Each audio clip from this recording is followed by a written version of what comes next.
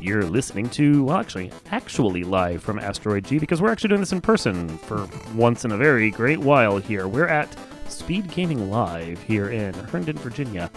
I am joined not in the booth by our normal commentator, Ghoul Mike, who took over from my previous commentator, Josh. Now we have a third, somewhat regular I don't know if you're going to show up again after this, but we're going to, whatever. LordFizzlebeef, say hello. Hello. Hello. There's your contribution. Okay, good having you on podcast. Bye. All right, no. Roll credits. No, but we're here live, and we're actually doing this. And despite it being a video game convention, the first thing we're going to talk about is Star Trek, because of course. Obviously. Yeah, I mean, it's fine. It's what we're going to do. Yeah. We were at a rock show a couple days ago, and we decided to get talking about Star Trek, because a couple of us were in the middle of an intermission, ignoring whatever was going up on stage. And you came out with the factoid that your favorite Star Trek movie or favorite movie in general is Star Trek 4? Favorite movie in general is Star Trek 4. I feel like that's kind of a bombshell right there. Not that I think Star Trek 4 is wrong or bad, and I think for a lot of people it is actually their favorite Star Trek movie. I just don't know of a lot of people that would list it as their favorite movie. Right. So there's multiple factors that go into it. Number one, the nostalgia of the TOS movie cast is very strong for me. It is. Number two, it's pretty much a parody movie, but it's played extremely straight, and I love that type of comedy. I love the type of comedy where they go into situations and they're just like, why don't we just do the convenient, obvious thing? And they go, yeah, why don't we just do that? And then they just do it, and it works. Something about that is just so fun and heartwarming for me. And it's just good. It's just really good. It's just a feel-good, happy, fun time movie. That's interesting. So would you consider yourself in general a Star Trek fan? Yes. Oh, okay. Good. I would consider myself a Star Trek fan up until the last, I don't know, call it 5-10 years. Okay. And this is something I want to talk about, because the last 5-10 years are the Paramount Plus era. And there's been a lot of stuff that's happened. Not all of it I think is bad. Some of it's bad. Some of it's a lot of it's bad. Some of it's real bad. A lot of it's real bad. And we'll run down through that. So original series is good for you. This is also, I am nothing if not controversial. Okay. I cannot watch the original series. Okay. It's too much camp. The 60s camp is too strong for me. They didn't really know what they were doing. It grew out of the 1950s sci-fi boom. And you can tell that the way that they were doing sets and stories and acting feel very 1950s, 1960s. They didn't know it. Like, I can appreciate what they were trying to do, but I agree with you. Yeah. Original series era and animated series era feels very old. It does. It was definitely a product of the time, and yet at the same time it was definitely forward looking. I very much respect it for what it is not my speed. Storytelling and politically, it's very forward thinking. I agree. Yeah, this is not my speed. And it's weird to think, because the franchise went through that, and it went through the animated series, and then it got to Next Generation like 10 years after that. Like every 10 years you were getting a Star Trek. Yeah. And the Next Generation is really where it found its feet. Yes. A couple seasons in. Once it found its feet, it found its feet. It took a little while. That first season is rough. Oh man, oh god. We can talk about the android getting drunk and having an intense relationship with a coworker. We could talk about the unbelievably racist planet. That was the thing. I started watching Next Generation before I went back and tried to watch the original series, because I'm like, well, it can't get much worse than this, because I watched Encounter at Farpoint, which is about one solid good episode stretched across 2 episodes. Yeah, but they have to introduce all the characters so they can have the bandwidth. They do, but they didn't have to introduce Q as well at the same time. I feel like there's 2 really solid plot lines that were grafted together there, in part because Gene Roddenberry really liked his stories about gods messing with humans. Right. So, I mean, credit where credit's due. Q was awesome. Q was fantastic. I would have loved a Q episode as a start, or the weird alien space-based thing.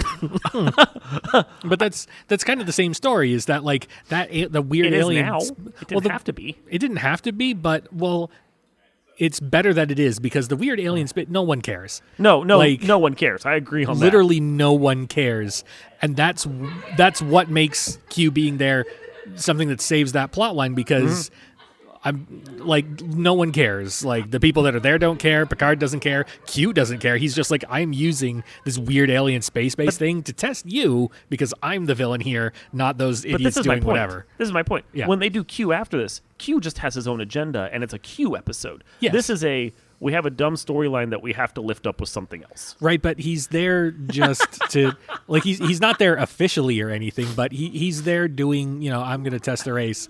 But he actually, for whatever reason, is just like, oh, these idiots are fun. And that's why when he comes back, he does his own thing. But for the first episode, it's just like, I have given you an idiot test to have fun. But then, after Q, Yeah. we then get a terrible Ferengi episode. Oh. And that stupid racist planet episode. And I got that far in, and I'm like, okay, I need to go watch something else. I know the series gets good, but I don't know if I have it in me to watch this. It doesn't get good in the first season. No. And they start trying to tinker around with it. We get a different doctor and some...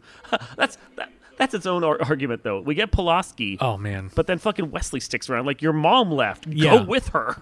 I hate Pulaski so much. Because a friend of mine made the comparison is that Pulaski feels so much like they tried to bring back a Bones archetype, but it does not land. It's so far off the mark. Because, like, the thing was that, Bones would always give Spock shit. And it was just like, you green-blooded, blah, blah, blah, blah. But, like, you never felt like there was any, like, intent behind it. You never felt like he was actually trying to, like, keep the Vulcan down, as it were. Pulaski just digs the shit out of Data, just constant. I can swear, right? Yeah. Okay.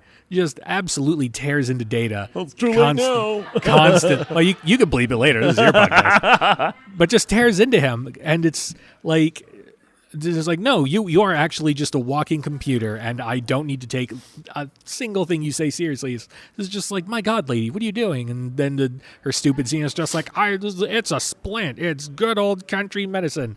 It's like, it's the 24th century. Surely you have, like, batteries around for whatever your gadgets are. But, like, the friend made the comparison that, like, Bones was charmingly racist, but Pulaski was just straight up offensively racist. Yeah. And that's where Pulaski just... I was so glad to see her leave and for Crusher to come back. I don't like Crusher. I don't hate Crusher. Crusher, solid 6 out of 10. She exists. Yeah. She is not a Bones. Yeah. You're not going to get a Bones. It just doesn't have... my favorite series is Deep Space Nine. Okay. I love Deep Space Nine. Yep. I like the mildly serialized storytelling of the later seasons. Right. Not heavily, but mildly. Yeah. And I like the characters, and I love the overly dramatic delivery of fucking Benjamin Sisko's actor. Like, whose name I'm failing at right Avery now. Brooks. Thank you. Yep. Avery Brooks. I love his just... That man has not seen scenery he cannot chew. Right. They had to constantly rebuild sets because he was just there nomming on it. Yeah. His delivery is so over the top on even basic things. You're like, okay, I get you're a Shakespearean actor, and I'm here for it, but you didn't need to deliver a line about bell peppers that over the top, sir. I argue he did. Because, like, it just... He cared about those bell peppers, and you know the episode I'm talking about, too.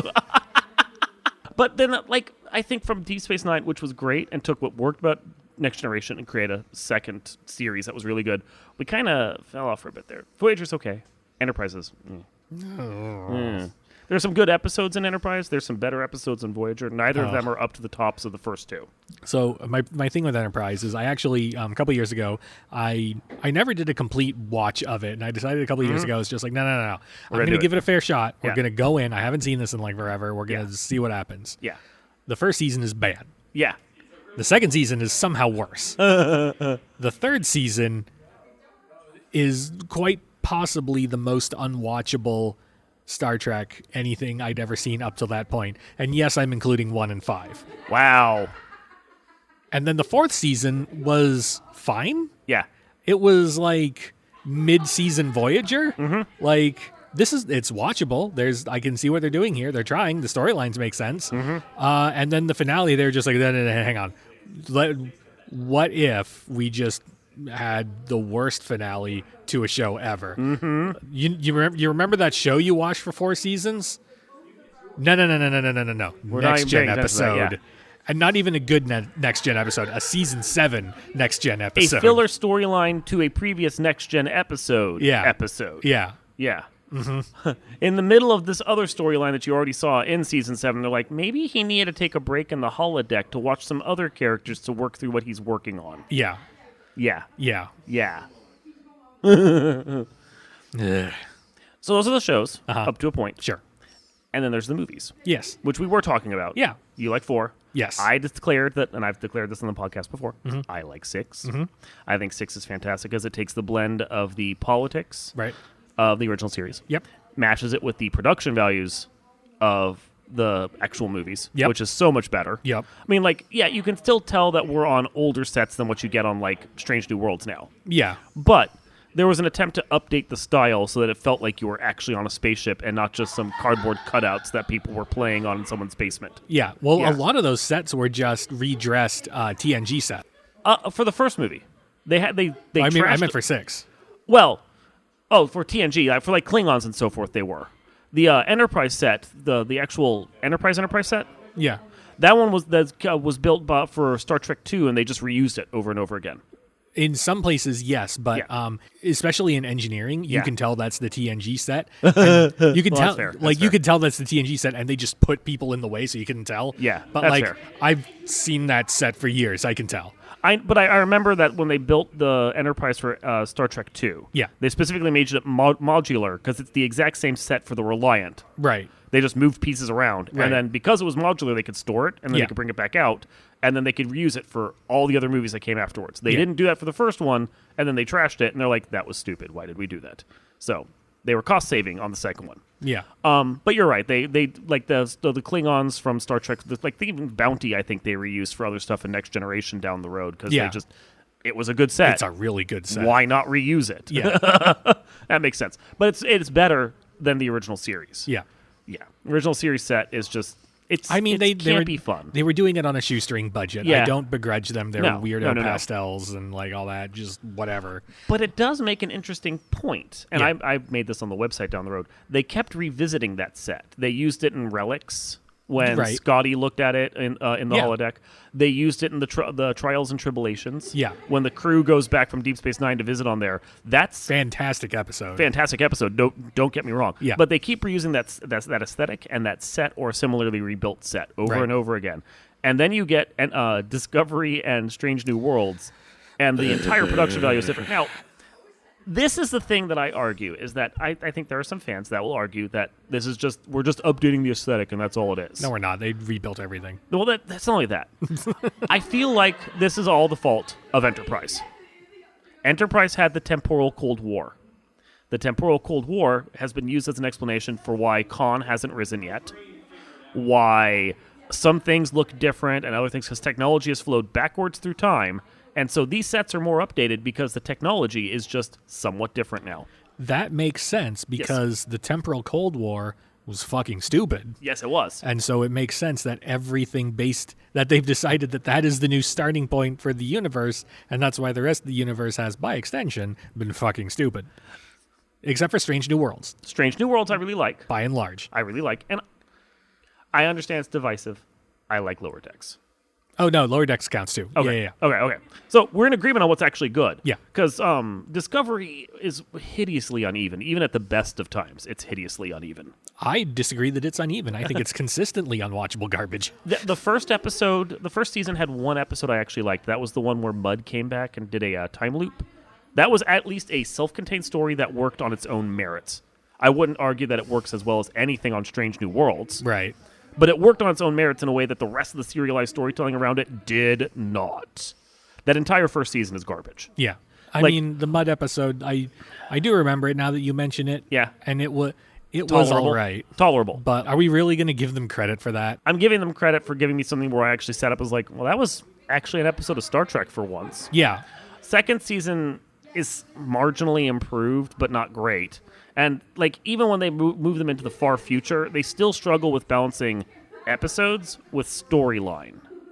And they rush both. Yeah. They just rush both. I fell off the Discovery bandwagon end of season 1 because it was just like, I literally do not care. Oh, I get you. Then there's no reason to care. I hate everyone on the ship. Yeah. I hate the ship. Yeah.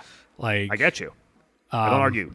And then I watched clips of season 2 on YouTube, and it's just like, I picked a good time to leave. And another friend of mine has been watching. He was just like, no, I'm gonna watch it through. And he's just like, no, dude, you don't understand how much worse it gets when they go into the future. Better and worse. Like, I felt, and this is entirely subjective, having been punished by watching all of this from my website. All of it. Seasons 3 and season 4 are, I would say, markedly improved than 1 and 2. But that's with the caveat that we're having to compare it to everything else Star Trek that's so much better. Right. And, like, I've watched some ass sci-fi. Yeah. And I'm like, this is no, like, Earth 2, Sequest DSV. You know, these are things that managed to make multiple seasons. And I'm like, I would never watch this. I would watch Voyager over this. Not Voyager. I would watch Discovery over this. Oh, wow. I'm not watching DSV, Star Sequest, or fucking Earth 2 or any of those. No, thank you. No. With that said, I will watch Sequest DSV or fucking Earth 2 over Picard. Oh, my God. Picard is the most ill-advised fucking Star Trek I have ever fucking watched. So, I think it was Red Letter Media that described season 1 of Picard as like an old man stands around while a bunch of Abercrombie models punch the shit out of each other. Yes, that's accurate. And then a bunch of people die for no reason. Yeah. Yeah. And then the second season I didn't watch, but Danny did. Yeah. And Danny says that I made a good choice. Yes. And that we should just not watch the second season. Yeah. They bring back Q. They ruin Q again somehow. Yeah. I mean, Voyager did a good job, but Picard season 2 was fucking hold my beer. And then the third season, I actually kind of enjoyed a bit. It was enjoyable. There were some parts I had complaints about, but overall, I was okay with everything that was happening. So, season 1 is... I struggle to really understand what they were going for. Because it's like, let's have these androids go crazy in a short that you don't have to watch. Right. And then for some reason, this sets a storyline in motion that resolves itself in such a way that were the characters even really necessary? No. I feel like you could have just not done this first season and nothing of consequence would have happened. If I recall correctly, there was... We had to stop the weirdo cult thing from doing weirdo cult things. For Romulans and somehow Borgs and also androids and stuff. Yeah. It's like it's almost like a grab bag bingo bucket of like, here are Star Trek ideas. Let's mash them together. Yeah. Oh, and look, Hugh is back. Okay, let's put Hugh in there. Let's just grab the balls out of the bucket and see what happens. Yeah. The second season, which you haven't watched and you were smart, is like, let's do the voyage home, but dumber. And I mean, there's a guy I watch online, Steve Shives. He does Star Trek reviews. And he, laying into the third season of Picard, he was also talking about how the second season of Picard is terrible. Yeah. And that's because they raise plot lines and then never resolve them. Characters have no consequence on the story. Like, they just happen to be at a spot where something can happen. And you're like, but wouldn't this plot line have resolved itself if they weren't there? And it's all predicated on trying to avoid this whole timeline that we spend way too long in before we even get to the point of trying to stop this timeline. It's bad. The third season is watchable. And I feel like if it had been the only season, the biggest complaint I would have about it is it's not a sequel to Next Generation like the series sets itself to be. It's a sequel to the era. Yeah. So, and there's some stuff that you're like, but it's all Star Trek Next Generation characters aside from Seven of Nine, who's been on the series since Picard. Sure. She can come along too. It's fine. Yeah, she can come along too. But it's all Star Trek Next Generation characters solving this plot line. But you keep referencing stuff from not Next Generation. Yeah. So if you're going to do a Next Generation reunion, make it a storyline related to Next Generation shit. And if you're not going to do just a Next Generation reunion, have more fucking Next Generation non-characters in there. Yeah. Like, bring in Kira Nerys, bring in Sisko's son, bring in a couple of other people that would help to make this feel more unified for the era, because it was an era sequel without the era characters. Right. Like, the only representation we got from Voyager was 7 of 9, and... Cameos from Tuvok, one of which is Tuvok. Yeah, cameos from Tuvok and fake Tuvok. Yep. Tuvok. Yeah. How many other characters really would we... I guess an okay amount of the characters we would have wanted to see. Having a Doctor cameo would have been weird, because it's the same problem that that Brent Spiner talks about with Data, is just like... The hologram isn't supposed to age. Like, the android isn't supposed to age, but it just does. Well, let's talk Data for a second here. Sure. Because Data died at the end of first season. Data wanted to die at the end of first season. Yeah. And he got his death. But it was okay, though. It was a joke. It wasn't a joke. And then his creator is like, LOL, let's just bring him back anyway against his wishes. Yeah. That rubbed me a little weirdly. I still am like, I'm happy to have Data, but it's kind of weird. Yeah. Yeah. So. I wish that, I don't know, I wish we got just, because obviously they were planning to have another movie after Nemesis. Yeah. That would have had. Resolved. They were going to do a search for Spock, but with Data. Yeah. I wish we could have just had that plot line put in there. Yeah. And I refuse to believe that the plot line we got was the one that they had theorized absolutely couldn't more have been. than 10 years ago or whatever. I think this one feels like we had scheduling conflicts. We're going to just do an Android storyline because we can't get Brett Spiner the whole time. Uh-huh. That's what it feels like. Yeah. Yeah. That's why we also don't get a ton of Next Generation characters that first season, is because, well, we need to have some off-brand people come step in because but they're all dumb and stupid. They are all dumb and stupid. When they all leave at the end of second season, I'm not sad at all. We got the one character I actually liked, 7 of 9, and I didn't like her because of Picard. And that's the thing. If you watch the third season, they basically don't even reference any of the shit that happens from the first 2 seasons. Yeah. And they're like, hey, look, 7 of 9's in here, and she's friends with Picard. That's all you need to know. Yeah, you can skip the first 2 seasons. And she's back to working for Starfleet, and she's not with her weirdo space cowboy it's all outfit. Terrible. Yeah. It's all terrible. Yeah. Because nothing of consequence ever happens on Picard. I mean, they murdered the shit out of Ichab. So, nothing of consequence happens. And they even decided to bring back Q, even though he dies. I hate that. I hate that so much. I hate that. This is an eternal, omnipotent being. Don't give him like a season-long whatever death arc, and then undo it. Yeah. Yeah. I mean, maybe this was just Q fucking with him the whole time, but it's a really weird story for him to fuck with. It's really weird. Yeah. Really weird. Yeah. Yeah. And I don't know. All I can say is the bad shows are over. Are they? Yeah, Picard's done. Well, yeah. They've said it's done, and Discovery's ending after 5th season. Okay. It's done. It's already in the can. It's done. But what about the next one? Well, and there's no guarantee that the next one isn't going to be terrible as well, because they're talking about Starfleet Academy. Who knows what the hell that's going to be? It's going to be a bunch of teenagers standing around being stupid. Yeah. Maybe it's okay. I kind of doubt it. No, it's not going to be okay. I watched Prodigy, which was preteens standing around being stupid, and that was actually tolerable, but... I never got around to watching Prodigy. Well, you can't watch it now. Did it get thrown in the void? It got pulled by Paramount Plus because no one was watching it, and I think some other network's going to pick it up and then run the second season that was already in the can when it got canceled. So, but Paramount Plus isn't running anymore, and you figure out the fucking reason why. I don't know. I hate the new version of Hollywood Accounting where they make a thing and then they just not release it and they go, oh no, the whole thing was a loss. Oh, tax relief. Yeah, I know. This is why everyone hates you. Yeah, exactly. But we do have 2 really good shows going right now, and possibly some movies that might come out that might be good. I will say that I really... All right, Strange New Worlds. Yes. Yes.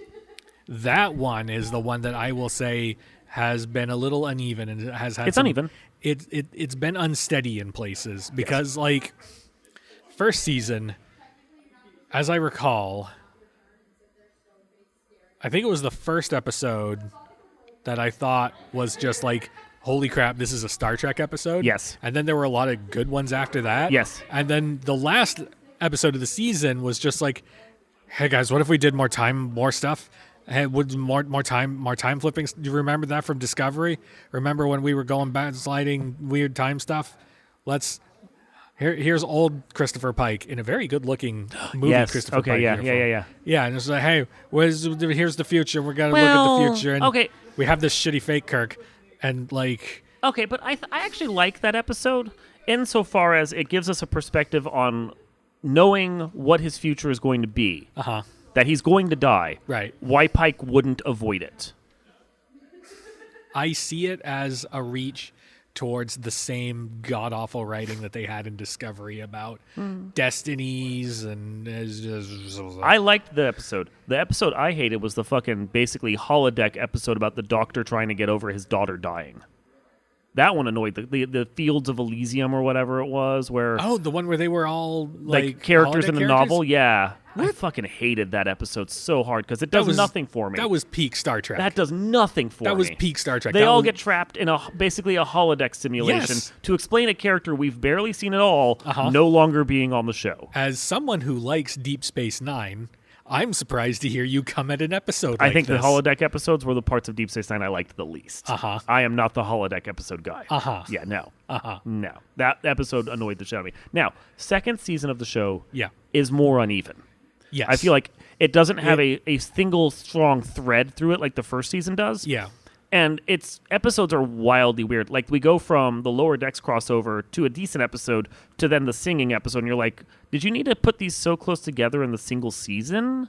It's like, it's a lot of gimmick episodes back to back to back, because they also have the time travel episode. Yeah, but that's okay. Like, we've had so much bad serialized shows. Yeah. Let's have an episodic show that's good. Well, yeah, no, and I don't... Individually, or largely good. And individually, those episodes were good. I liked the musical. I didn't think the musical was the best, but I liked the musical episode in general. Yeah. I liked the big swing they took. Yeah. I really love the shit out of the Lower Decks crossover. I think that episode's fantastic. 10 out of 10, no notes. Yeah, no notes whatsoever. It's hilarious in all respects. Yeah. I think for me, it's more of just the spacing within the season. Like the lower, because they're all episodic. They could have been done basically in any order almost. Yeah. If the Lower Decks episode had been a couple of episodes earlier to give just a little more space before we then went right back in with a goofy singing episode, I think it would have felt cohesively better. Well, I mean, I watched it as it aired, so I had like a week of space between them, so it was fine. The weirdo time travel episode that they had... Now, normally, I love time travel. Like, you put time travel in a thing, and I'm immediately sold on it. This one, where they get through and they're just like, this baby con. Yeah. We had... See? We had temporal Cold War. We had Benedict Cumberbatch in the movies and no one liked him, so now we have Baby Con. Yeah. You like the Baby Con, right? Oh, look, we didn't murder him. The future. It does feel like a setup to have that character or a similar actor be Khan in some movie or storyline down the road. Yeah. So that they can revisit Khan in a different way. And I'm not so cool on that. I know that she's La'an Noonien Singh and that she's related to him, but they've managed to largely dismiss that and use that as actual character building for her and not just, look, baby Khan, you know? Right. We're not going to rehash Khan with this. And it was good for... I will say also that episode did help save shitty fake Kirk. He's fine. He's fine. He graduated up to fine for me. He's fine. Yeah. He's fine. I saw a ton of him on the Vampire Diaries because I watched that show because vampires. All you do is put vampire in something, and I'm like, I guess I have to watch this then. But he's a fine actor. He's not really Kirk. Yeah, he's not. He not hasn't even close. grown into Kirk at all. He's way under-leveled on the charisma. Chris Pine is a better Kirk. Yes. Yes, he nails that. And I mean, as much as we can say no one can be Bones, fucking Carl Urban could be Bones. He does a respectable he effort. does a really good Bones. Yeah. Him getting on the shuttle with his accent and just... I'm like, well, there's Bones. I don't even have to be introduced to him. There he is. Yeah. So, parts of it are really... Like, we can talk about J.J. Abrams stuff separately, but... I know. But, like... I like her. I like most of the actors. Even the people who are playing characters that we've seen before. I don't think Ethan Peck's Spock is bad. It's different, but it's not bad.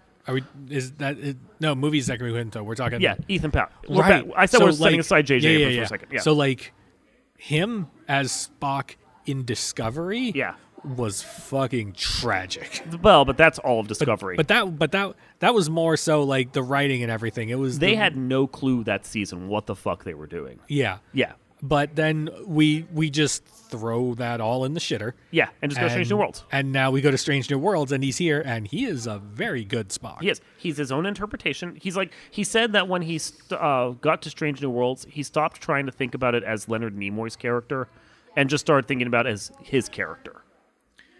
Interesting, because I feel like he's the closest to Leonard Nimoy we've seen. Maybe that's because he stopped overthinking it. That could be. Yeah. I like... And I don't know the actors. I don't know all the actors' names. Yeah, I know Ethan Peck for some reason. I know a decent number of their names, but yeah. The girl playing Uhura, I think she's not the Uhura from the show. No, but she's good in her own right. Yeah, she's still a Gooding, cadet. Gooding? Something, yeah. Yeah. She's still a cadet, though. So, Yeah. like, she needs to have the life experience that, like, grows her into that character. And, like, I feel like we're seeing a lot of it. Like, I feel like we're currently seeing, like, the workaholic years as the rest of the crew tries to, like, break her out of that. And I would love to see, like, the character change and adapt and expand over the, hopefully, 7 seasons in a movie that we get out of Stranger Things. I would be fine with movies for this. I like this series. Yeah. What's interesting is, again, temporal Cold War. Uhura is a language expert. Uhura was not a language expert on the original series or in the movies. Because if you watch, she doesn't know Klingon in Star Trek 6. I feel like at some point that was maybe not necessarily retconned. They retconned it. They retconned it with the J.J. Abrams stuff. And then that's a retcon from the J.J. Abrams side that's moved back over. And don't get me wrong, I like it for her character. It is. It is a piece for her character that should have been there, I will admit. From the beginning, yes. It's a good retcon. I blame it on the temporal Cold War because anything that changes, I blame on that. You're shaking your head at me. You're like, you want to argue it, but it is a convenient excuse. I just hate that stupid ass Cold War so much. I know. It's a terrible plot line. It's so terrible. They're like, let's just resolve it halfway into a season and then ignore that it ever happened again. Well, they do that because they finally... that was the start of season 4, and they were just like, oh shit, guys, this has sucked the whole time. Yeah. Let's just... Here's an episode to clearly make a statement that, no, we're done. Yeah. And then we're done. Yeah. So... But I like to be able to blame everything on it. Because, I mean, it changed. There are plotline changes. There is aesthetic changes. There's a lot. Because if they wanted to say, well, this is just taking place during the original series, they could just rebuild those fucking sets again. They have $5 worth of plywood and some spray paint. I know. I would have appreciated a more kind of authentic redesign. Because it's not. It's not. It's not as over the top as the J.J. Abrams one, but it's definitely not the same ship. Yeah. Yeah. And, like, it does leave room for them to do some interesting, like, dimensional or time travel or whatever shenanigans where they build the set and they just, wow, what is this? All these buttons are so blocky. Yeah. But... And, I mean, it'd be one thing if they had the characters in the same spots even. Yeah. But Uhura's desk is all the way across the ship from where she used to be. Well, that's because, for example. Well, that's because the bridge is like a football field wide. I know, like, it's huge. Like now. people gave the Enterprise D shit because of just how much empty space there was on the bridge. Like, there's so much now. Have you seen how much is here? We could fit 3 pikes on here.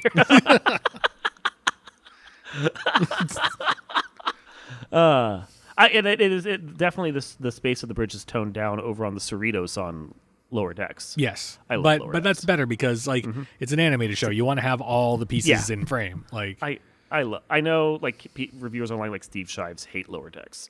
I love why is he because old? it's he says it's because it's all fan service, and I'm like, yes, that's the point. Yes. I like it. Yeah, that's the goal of it. Yeah, as it turns out, the fans are happy when you give them something that they actually want instead of just throwing something at them and just be like, "You'll get nothing and like it." It feels like they're trying to be Star Trek. Now, I don't think it's as bad as some commentators do. I don't think it's fan service for the sake of fan service. I think they're lovingly taking ideas and then building shows around it. No, you can tell that the person who is running that show loves the good era of Star Trek. Yes. Like it's plain as day to tell that. Uh-huh. And yeah, sure. Like first season, they don't quite know what they're doing yet. It gets a little Family Guy in places. It's the most Family Guy in places. But like over time, like they find their own voice and their own kind of thing, and it really just works. So like the people's like, oh, this is fan service, and it's just like, did you pay attention to any of it, to any of what's going on, to anything? Yeah. Like, are you one of the people that thinks J.J. Abrams is a brilliant genius with his mystery box? Do you think genuine mystery comes from not being told what proper nouns are? Like, so since we've touched upon it a couple times, let's go discuss it. Sure. J.J. Abrams and the alternate timeline. Which once in a while is jokingly referenced in the main timeline, depending upon how much you think the current timeline is the main timeline. Cough, cough, temporal for time war. But getting glares over here now, and it's hilarious. So you really want to argue with me, but you're also struggling to argue it with me. I hate it. It's stupid because it can explain anything, everything, and I hate it. I know it's a. I am agreeing with you. It is a storyline that should not have been done, and then we could just be like, well, they've updated the ship, and there's no reason for them to have updated the ship, but at the same time, okay. but it does at least give us a convenient excuse. Yeah. The thing I struggle with is the J.J. Abrams movies don't have a convenient excuse. Yeah. Because they travel back, Spock accidentally travels back with a Romulan ship with Borg tech 25 years previously, and they crash in Klingon space somehow in the end, and then all the technology is massively improved, and I'm like, how? You can tell that this was written by someone who has never watched Star Trek and doesn't care. Yeah. Now, for an action-y movie with some Star Trek elements, I enjoyed it. It's not traditional Star Trek. I like it better than pretty much all the next-gen movies, though. No. The next gen movies are so bad. Well, all right. Let me expand on that real quick. Hell no. You're dead wrong about First Contact. First Contact's fine. First Contact is way better than Star Trek 09. Like a lot. I will willingly watch the 09 over First Contact. But First sorry. No. And this is probably going to be even worse for you. I would probably watch Insurrection over 09. Oh God, no. I hate Insurrection. It's so goofily dumb. Yeah, and yet it doesn't make me irrationally upset like Star Trek 09 does. It makes me irrationally upset. Nothing makes me more irrationally upset than Nemesis, but... Well, yeah, like, I'll watch 09 over Nemesis, I guess, and I'll watch 09 over Generations, I guess. So actually, you want irrational anger? Generations. LOL, band of dimensional space, it travels... and no one's ever going to study it again. Well, it only shows up like once every 70 years. You can't plan for that. And it travels in a line that somehow you can disturb. Right. Well, because my gravity. It's so bad. So, like, I hate Nemesis. I think Nemesis is a tragic piece of shit. Yeah. But when you try and actually think about Generations, you're just like, this is the dumbest fucking thing. Because there's... all right, I'm going to go on my Generations rant right now. Fucking strap in.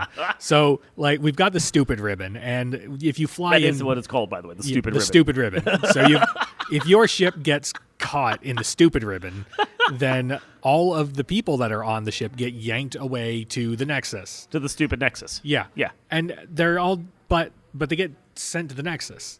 And then that is the goal. The end goal for some of these people is get to the Nexus. You fly a ship and you're there, you're at the Nexus. Done. Yeah. So they're just like... They even say at one point, they're just like, well, why doesn't he just fly a ship into it? And well, any ship that flies in gets destroyed. And it's like, But the Enterprise B did it. Well, they had... MacGuffin. They had kind of MacGuffin. They should have been able to do it, like, easily, but Fat Excelsior didn't have its photon torpedoes for lunch that day, so they had to just do a whatever so they could blow up Kirk. But, so that's the thing that annoys me. The Doctor is like, well, I could steal a ship. Yeah. And I could use the ship.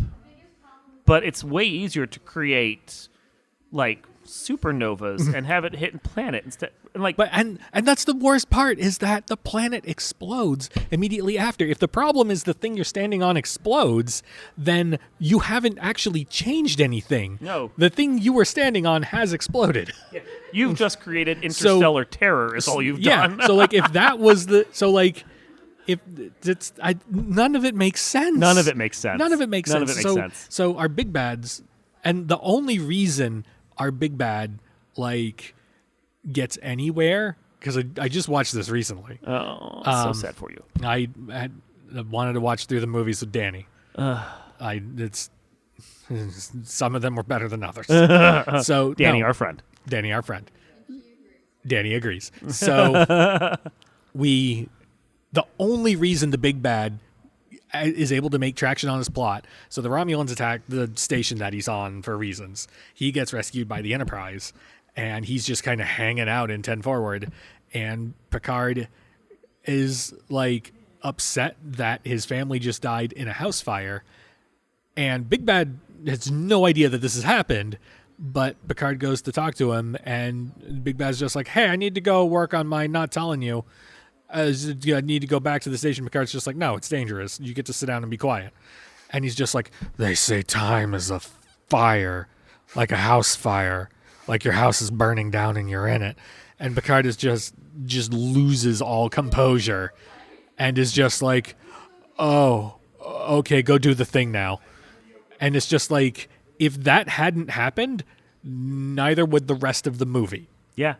They would have just taken him somewhere else. Yeah. His little doodad would have just fired off. Yep. And no one would have been there. Yeah, Yep. the system would have been destroyed, but like no one cares. And he would have had to wait another 70 years to figure out what the hell he was doing. Yeah. So for this thing that somehow manages to travel in a loop yes. around the galaxy that no one studies. Well, it's like in a circle-ish. Stupid ribbon. It's a big old circle. Stupid ribbon. So we get past that, and it's like, fine. Now, we have combat on the station. Data should be able to just shut all of them down immediately, but we need to have something dumb, so we're going to glue the emotions into his brain. Yeah. We're going to do that now. We could have, like... I understand that eventually Data needs to have his emotion thing in a movie, but it's something... Does he, though? It didn't really feel like an unresolved plot line. It was, though, because like he's had the emotion chip like sitting in the closet the whole time. I felt that he dealt with it by saying, I don't need this, and that was that. There was always going to come a point where he was going to need it. It's just that the situation that was engineered was fucking dumb. Yes. I don't understand comedy, which, let me just tell you, him shoving the doctor off the boat was fucking hilarious, okay? I remember seeing it in the movie theater. Everybody laughed. Everyone laughs. Yeah, no. It's like, oh, is that what comedy is? Shove. And you're like, well played, Data. Well played. Yeah. So we removed Data from the movie by making him stupid. So many of the actions of people in this movie is just like they all got hit on the head. Like the big bad got hit on the head because he decided for whatever reason that he needs to stand on an exploding planet rather than an exploding ship, and then his plan will just work somehow. And then we have Picard who got hit on the head, and he was just like, oh yeah, go back to the do your thing. And then we have Data who got hit on the head and was just like, I'm put emotions in my brain and I don't know what I'm doing, even though I had them that one time for that one episode. Although they were kind of doled out by lore, I digress. And then we have, I don't think actually Geordi was hit on the head. Geordi was just in all of the wrong places at all of the wrong times. And then we have Riker who got hit on the head. Like, all right, Enterprise D in a fight against some shit-ass bird of prey. Like, for some reason, the shields aren't working. Literally every other episode of Star Trek ever, the first thing in the rule book is just change the modulation. And instead, he's just like, well, I guess the shields are useless. And it's just like, you haven't tried. You don't know what they're doing. You haven't done anything. And are you going to just fire everything at them? And it's just like, no, turn this shit around. We got to go. But just fire everything at them. I've seen this. How would overpower them in a second. Yeah. Like, I've seen this in the show. You have so many guns on that thing. Motherfuckers, dispersal pattern Sierra. It's a meme at this point. Just lean into it. Like, but you have tactical option Picard 08. Like, every character has named options programmed into the ship. Yeah. So, no, instead he gets hit in the head and is just like, we got to touch them plasma coils. Evasive maneuver, Riker's leg on rock 04. Yeah. And It's just and then the worst of it, the absolute worst of it. Picard gets yanked to the Nexus and then meets with Guinan, and Guinan's just like, hey, you can just go wherever. And Picard's just like, I need help. Mm-hmm. Why? Yeah.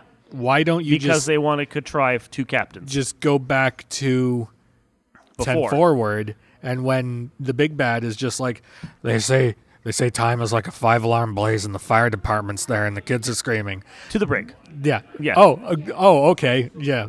Here are your cuffs, sir. Please go into this force-fielded area. You can work on your shit there. Yeah, because they show that you can go anywhere. Yeah. At any time. Yeah, there's no, like, prior 24-hour restriction. There's no anything. Like, there's no restriction that has to even be along your timeline, because Kirk goes with him to a planet he's never been on before. Yeah. Yeah. You could the Nexus will just magically transport you anywhere at any point. Yeah. And, like, I will buy Kirk just being like, all right, now that you've told me that this is just a fantasy place, I hate it and it sucks and I want to leave. Yeah, I get that. Like, I will buy that. But what I don't buy is Picard just being like, hey, I need you to come back I need you to help me punch a guy on a bridge. Mm-hmm. And then we'll save the world. You need to punch the guy. No, you know what I buy? Is Kirk being like, oh, is that what happens? And then actually transporting himself back to the point where he lost that woman he was pining for. Uh-huh. And rewriting 30 years of his life. Uh-huh. Yeah. Yeah. Uh-huh. Yeah. So you got the magical do-over button. You're going to go with this other fucking captain? Like, come on. Yeah. Yeah. Me like Picard, go figure out your own shit. I got a woman to date. Yeah, and we're not even talking about, going back to like the beginning of Next Gen or like averting wars or anything like that. No, you just go back like instead of going back like an hour, you go back like 3 days, and you're just like, hey, that guy, arrest him. You know what? You resolve all the plot lines. You go back 2 weeks, tell your brother you're about to burn down a fire. Yeah. Yeah. Save everyone, and then when the fucking Soren gets on your ship, you're like, to the brig with you. I'm not even going to listen. Yeah. Yeah. Everyone, arrest him. This guy has a missile on a planet, and he's going to cause a supernova. Yeah. Trust me on this, I know. So I just... And then we trash the Enterprise D for no reason. It loses a fight against a nothing ship because Riker got hit on the head. Yeah. And was it a good crash sequence? Sure. It was very pretty. But, like, does it make me very mad? Yes. Yes. And I've heard the argument that it's just like, well, we had to get rid of the Enterprise D because it's really not a movie set, and they wanted to have big time fancy pants movies in the same way that like they wouldn't have had that original series set going into the movies. They didn't want to have the Enterprise D set going into the movies, so they had their refit. We just had to build another one. Yeah, but you could have just explained a refit. Yeah. Or just said, Voyager made it back. Let's give them that ship as a rechristened whatever. So, like, I feel so much of Generations is just... garbage. Dumb. Garbage. And you somehow say that 09 is worse. No. I would watch 09 over Generations. Okay. Yeah. All right. Well, barely, but I would. I liked 09. I liked Beyond. I'm fairly sure we can both agree. You were a fan of Star Trek Sick Motorcycle Jumps, bruh. I enjoy it for what it is, which is dumb, goofy action. I hated... Beyond is not great in comparison to the best of the Star Trek movies or the best of Star Trek series, but I enjoyed it. Or movies in general, high school plays, random shouting on street corners. Can we get back to what we agreed upon? Into Darkness is trash. Yes. Yes. Utter trash. I have Wrath of Khan. Hell, I have Space Seed and Wrath of Khan. I did not need a movie that did both of those, but worse. So much of that movie is done. I'm pretty sure it's Into Darkness that starts with like the Enterprise raising out of the ocean scene. Or was that Beyond? Because it was it's that one because they're dealing with a planet that's about to have a massive volcano that wipes away a pre-industrial society or something. Yeah. And we care for some reason. Yeah, and they do it the dumbest way possible, yes. Yeah. And also, it's all just an excuse to set Kirk back as a commander, a rank he has not earned. Oh, yeah. Yeah. Because we can't have him as a captain for reasons. It's a terrible story. Well, that goes back to Star Trek 09, where they're just like, hey, you, ensign dude, did you want to go be captain? Because like your name's on like the other thing in the other universe. You get to go be captain now. I agree with that. Like, there are better ways they could have contrived to have him be captain. of that Are ship. there? Well, of that ship without him having to just suddenly go from cadet to captain. I'm reminded of a Deep Space Nine quote where it's Nog and O'Brien, and they're talking about rank and stuff, and there's why are they calling him captain even though he's only like a commander? It's like, oh, well, it's naval tradition that like the commanding officer of the ship is called captain. Yeah. And Nog is just like, so if I'm the commanding officer of the ship, I'd be the captain? And O'Brien's just like, if you were the commanding officer on the ship, there would be no one else left alive to call you anything. Yes. And But that's what I feel like that is what I feel like it should have been for like I Pike agree. Kirk. It's a whole series of contrivances to get him into that position. Yeah. Because there are many people down rank Yeah. from Spock Yeah. who should have been first officer under Spock Yeah. and not Kirk. Yeah. I agree. That's I do why not it's a debate. bad movie. That's one of those ones that I just kind of let go of. Uh-huh. Because rank in Star Trek is stupid. Well, yeah. Because, like, for instance, it took Worf 8 fucking years to go from lieutenant commander or lieutenant to lieutenant commander. You give me another military organization where you only get promoted for doing the best work you fucking can on a flagship. Uh-huh. You only get promoted once in 8 years. Now- that just does not happen. I assume you've seen. You say it's his best work. I assume you've seen. I know The YouTube compilation of Worf getting shut down over and over. But again. there are so many people across that ship that have Yeah. terrible moments all the time. Yeah. That's the Federation. Yeah. Federation is run by a lot of well-meaning people with terrible ideas. Yeah. Utopia. But, and I like Utopia, they're really bad about following their Utopia. On the contrary, I think they're really good about following it on a planet, and then they try and like ship that out to all the other planets. The other planets are just like, we don't work that way. We have problems. I love the thought that somehow the Federation had to figure out how to pay their people because they have to deal with the Ferengi. And it's like, well, we don't have money except here. Yeah. So there's rank is dumb. When they actually promoted the lower deckers after 3 years, and I'm like, oh my god, someone got a promotion in the show. When did that? And like Avery Brooks after 4 years, his character Benjamin Sisko serving as commander, he's captain. Yeah. And you're like, is this only because you gave him a ship that you felt like it? Would you have given this black man a newer rank if he hadn't gotten a ship to go with his starbase? Shouldn't he have had it for the starbase guys? I mean, they also, well, not necessarily. Like, I'm just saying. just because they flew the starbase somewhere doesn't mean it's actually a ship. But it could be. So, I mean, there's also the thing of like they tried promoting Riker like I don't know, like 10 times. Okay, but that one's well explained. Yeah, he just keeps saying no. He kept saying no. Yeah. You didn't get that with other people. I buy it for him. Yeah. I buy it for Geordi because Yes. Geordi would fucking make love to that ship if he could. Yes. He rebuilt it so he could make love to that ship. Okay. Yes. Yes. I buy that. Yes. But there are others like Data, Worf, many others. Like I think Crusher was actually technically captain rank, but there were others. She was technically commander, I think. So and arguably, if she'd been made a captain, maybe she would had to leave the ship. But she's a doctor, maybe not. Yeah. But there are plenty of them. Deanna finally got promoted after 7 years, and Lord only knows what the hell she did to earn that fucking promotion. You just take the same test 17 times until you pass it. Apparently. So either the people on the Enterprise and every other ship we watch are really bad at taking tests, or rank is meaningless and they don't want to change the characters around because it's a show. So even if I were to accept that rank is a largely meaningless construct, there's still a range in that like, I mean, it's literally this. It's just like, okay, they don't take rank seriously, given I'm still not buying, hey, Ensign Idiot, come be captain now because our Vulcan broke. I don't debate that point. I don't debate that point. No, that was dumb. Yeah. That was entirely, I think, and it's hard. Uh-huh. And I know you're going to say, no, I can't. Uh-huh. I think if you can set that one point aside, there's a lot to enjoy in Star Trek 09 as a big dumb Star Trek action movie. It's not no, I can't. It's no, there isn't. Well, that's where we disagree. I agree with you. The way he became captain is dumb.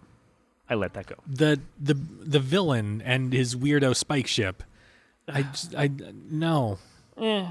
It's just no. There's some issues. I don't debate. And Hey. Red matter. yeah. Fucking You beat me there. I was going to say Spock and his like whatever. As I said, it's a dumb action movie. It is. I don't debate that. I like it as a big dumb action movie. I think it's fun. Mm-hmm. You don't like it because it's Star Trek, and Star Trek is not meant to be a big dumb action movie. I get that. So, Star Trek Into Darkness is trash. Is unwatchable. Unwatchable trash. Like Spock and Khan punch each other on a bus. If that doesn't tell you everything you need to know about the movie. And I don't think it would have been saved if they had been like, this was Khan's first officer that we're dealing with instead of Khan himself. Yeah. They woke a different super soldier and blah, blah, blah. No, it would still be bad. Yeah. It would still be bad for all the same reasons of it wants to be Khan without being Khan. Like, I'm going to have trouble remembering the details, but I remember watching it at the time. It had such a strong smell of they wrote the movie backwards. Mm-hmm. Like they wrote from an end goal of Khan and Kirk giving his life to save the ship so that they could do a reverse Spock. I mean, there was that, but that wasn't quite. What were you thinking? So, Scotty has to save the day and blow up like the Doom ship, right? Mm-hmm. Well, how does he do that? Well, he has to be on that ship. Wait, why is Scotty not on the Enterprise? Why is he on the stupid ship? Well, he got in a fight with Kirk. Well, why did he get in a fight with Kirk? Well, there was something about dudes in torpedo tubes or whatever, and like it was Kirk wanted to just like use them, and Scotty was just like, "No, that's wrong." Well, wait a minute. Why did Kirk just want to use them? Like what the? And it just keeps going back from there, and it's just like. So, like, you watch it in order, and it seems so much just like, well, we have to do this so that the people move correctly. That's the J.J. Abrams puzzle box writing. He writes to a stupid ending. Yeah. Because, I mean, you go watch fucking Rise of Skywalker, and it's the same thing. It's, well, why are you doing this? Because we need to do this. Well, why are you doing this then? Well, because we need to do this. Okay, but what got you to that point? The thing that lost me, this is Star Wars, not Star Trek, but the thing that lost me in Rise of Skywalker, and I've ranted about this before, and it's the dumbest thing. Mm-hmm. There's a whole series of MacGuffins that lead us all the way down this path. Yeah. That take us to a dagger they conveniently happen upon that no one's been able to find for 30 fucking years. Right. That is supposed to be this ancient Sith dagger. Yes. With a weird slide rule thing they can pull out. Yes. That just so happens to be the exact thing they need to find the next MacGuffin on a ship that crashed on Endor that's been sitting in salt water and should have fallen apart 20 years ago. The space metal doesn't corrode as easy. On this ancient now I'm getting glared Sith at. Dagger. Are you okay with this? Really? No, I think it's awful. Okay, thank you. This was the point where my brain shut down so hard I couldn't even hate the rest of the movie because I couldn't even like get my brain around the rest of the movie. I was like, this was such a dumb, contrived plot point that I couldn't.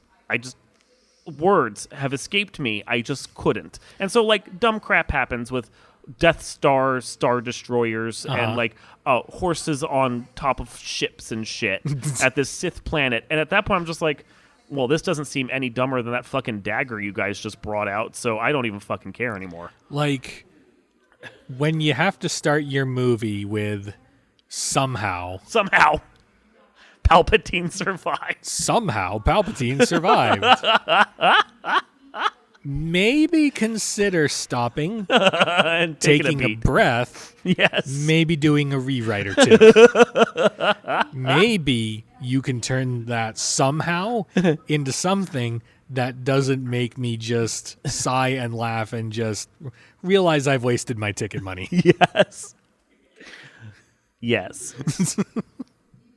I don't necessarily feel like 09 or Beyond, which Beyond isn't even a J.J. Abrams puzzle box movie. It's just a big dumb action movie. Yeah, it's just dumb. It is straight action, and it doesn't try to be anything more than that. And I kind of appreciate it for that. It's fine.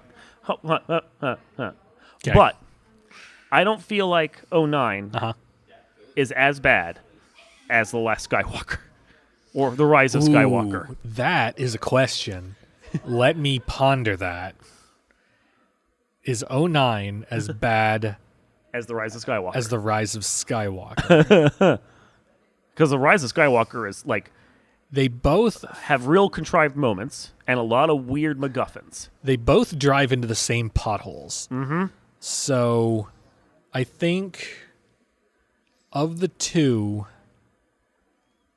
I almost want to give it to Rise of Skywalker. That you'd watch that instead? Because at least I get Adam Driver. Yeah. He didn't throw me. And there just seem the contrivances. Maybe it's just because I've seen that one more recently, and because I've hated Star Trek 09 like forever. Well, now you have to go watch both again and really decide. I actually don't have to do that.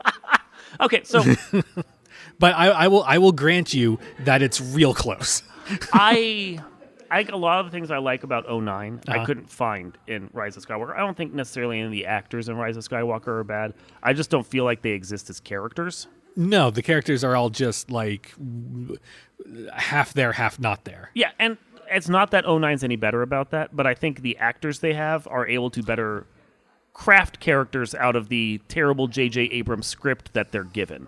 I really like Chris Pine as Kirk. I think he works. The swagger he has when he's moving around is great. He works as Kirk. Works. I buy it. I like Carl Urban as Bones. Yes. John Cho as Sulu is fine for the fact that they basically give Sulu nothing to do.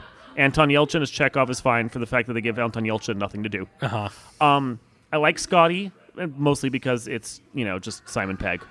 It's like they got a really good cast of characters. I end up liking and hating Simon Pegg as Scotty. Mm-hmm. There's some parts where I'm just like, yeah, it's Scotty. But there's other parts where I'm just like, Scotty was not a hyperactive chipmunk. Like, I just... But on the whole, I like the versions of the characters that they managed to make. Yeah. A whole lot more than anything going on the Rise of Skywalker. Yeah, I'll give you that. So, and I'm a very character-driven person. If the story's dumb, but you still give me good characters, at least I can get invested in the characters. Yeah. Last of Rise of Skywalker, dumb story. Dumb story. Characters. Yeah. Dumb both. There's very little for me to care about anymore. But there's something that still makes Rise of Skywalker like slightly more than the sum of its parts that I just didn't feel for Star Trek 09. And I think that's where we're going to have to differ, because I just don't agree with that. Yeah. So, still. Like, don't get me wrong. I do not like Rise of Skywalker. Yeah. There's somehow 7, 8, and 9 are like 7, 8, and 9 are 7, 8, and 9 for 3 different trilogies. Yes, they are. Like they are. there is some fucked up trilogy going on there. Yeah, that is for sure. Like they have nothing to do with each other at all. None. The whole reason, I'm pretty sure the whole reason 9 starts with somehow Palpatine is returned is because 8 didn't get the memo that they were supposed to bring Palpatine back during it. So they were just like, we have a whole ass movie. But I feel like that's because J.J. Abrams wrote to Palpatine coming back, had a whole trilogy planned, and then when the 8th movie, he didn't decide to direct or write, didn't do the plan he had. He's like, well, I have to go back to my plan then. What's that? The people that I didn't at all work with or communicate with didn't do what I wanted? Oh, no. This must be their fault. Okay, we've talked for an hour on just Star Trek, which is great. Yeah. But we should probably wrap it up if we're going to talk about anything else eventually. We should probably wrap it up. Yeah, we should probably wrap it up. So let's end with a good note. Sure. Best movie, which I know for you is Star Trek 4. Yep. Best series. TNG. Okay. For me, right now, 6 and Strange New Worlds.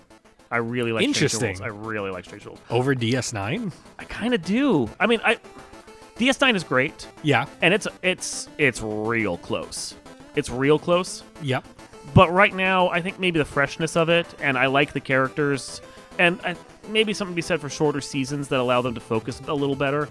I really like Strange New Worlds. Once they get more content under their belt, I'll come back to that question. Okay.